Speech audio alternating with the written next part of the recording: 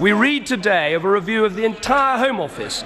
Will the Prime Minister make sure that this looks at long-term suggestions to improve our security, including our proposal for a single border police force? Unlike forced mergers that are opposed by police chiefs, this is now backed by the Met, it's backed by the former head of ACPO, and it's backed by the Labour-controlled Select Committee. Will the Prime Minister join this growing consensus? First of all, of course, it's important that all the long-term issues of the Home Office are looked at very carefully. The reason why we have been against a single border agency force is very simple. It is because we have put in an immense amount of money and extra staff, but we believe that the best way of dealing with this is through the intelligence-led operations that have actually been extremely successful. Now, it is true that there is much more that we need to do. We are looking at that, but I do say to the Right Honourable Gentleman that if we want to protect our borders properly, then the electronic border system that we're introducing is important. Yes, and I do say, if we want to keep a track of people in this country, in the end, we are going to have to face up to the difficult decision of identity cards, and I think that if he is still against that, then he cannot be serious about making sure we know exactly who is and should be in our country. If he wants to know who's still here, he shouldn't have abolished embarkation controls. In a week, he did. In a week when the senior chief constable has said policies being made up on the hoof. Order. Let the leader of the opposition speak. Let him speak. Order. Order. In a week when a senior chief constable has said policies being wrong doesn't deny you the right to speak in this House. I can assure you of that. I can assure you that. I tell you this, there would be very few honourable members who would be able to speak. Leader of the opposition. There are now so many former Home Secretaries shouting, it's quite difficult to keep track. In a week when a senior chief constable has said that policies being made up on the hoof, real strategy has been abandoned and professionals are in despair, it's clear that real change is needed at the Home Office. The Prime Minister has had 9 years and countless initiatives. Can he honestly blame people for coming to the conclusion that he's taken his eye off the ball, he's out of touch, and he cannot be the right person to sort it out? First of all, when we're on the subject of former Home Secretaries, I think he should have understood, which is the reason I think my honourable friends were shouting at him, that the Home Secretary who began the release of embarkation controls was actually the Right Honourable Gentleman who was his predecessor as leader of the Conservative Party. So I don't think that is a very wise point to make.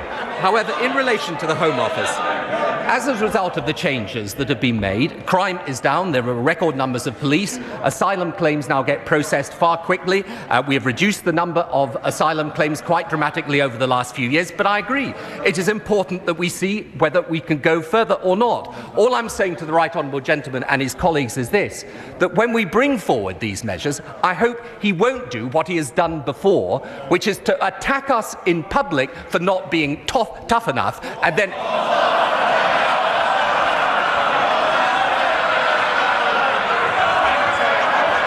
or even tough enough.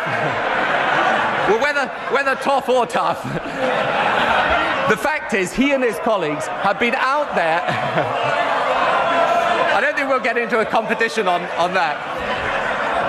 Whatever he says in public about our law and order policy, where he tries to suggest that we haven't been tough enough, what he actually does in this House, and in particular with his colleagues in the other place, is vote against each and every measure necessary. And incidentally, whilst we're on that point, something else he should correct from last week, he tried to suggest that the Sentencing Guidelines Council was the reason he voted against the 2003 Act. Actually, he was in favour of the Sentencing Guidelines Council. His spokesman at the time said that was admirable, and the reason they voted against the 2003 Act was because of the withdrawal of the right to trial by jury, which incidentally they're also wrong on, and therefore it was not because the measures were too soft. It was because they were too tough. Mr. Cameron.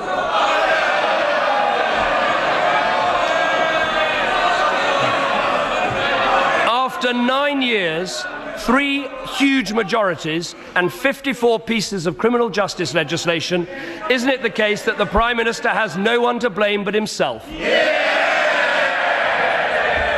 And it is as a result of these measures that we have crime down when it doubled under the Tories, that when he was cutting police numbers, we raised the police numbers.